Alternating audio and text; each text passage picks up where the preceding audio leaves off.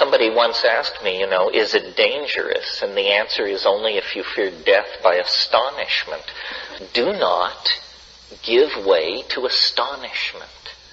Do not abandon yourself to wonder. Get a grip. Try to get a grip and notice what we're doing. Pay attention. This is the mantra. Pay attention. Pay attention.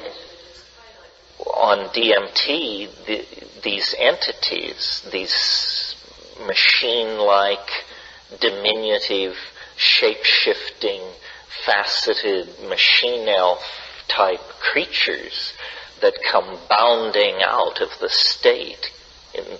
They come bounding out of my stereo speakers if I have my eyes open. They are like, they're elfin embodiments of syntactical intent. Somehow syntax, which is normally the invisible architecture behind language, has moved into the foreground. And you can see it. I mean, it's doing calisthenics and acrobatics in front of you. It's crawling all over you. And what's happened is that your categories have been scrambled or something, and this thing which is normally supposed to be invisible and in the background and an abstraction has come forward and is doing handsprings right in front of you. And the thing makes linguistic objects. It sheds syntactical objectification so that it comes toward you.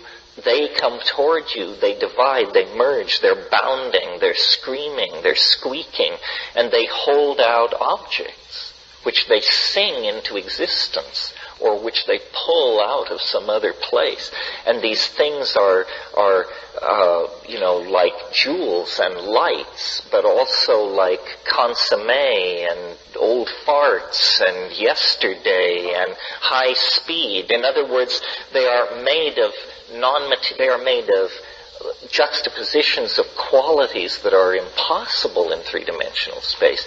What they're like is, and in fact this is probably what they are, what they're like is they're like 3 and 4 and 5-dimensional puns.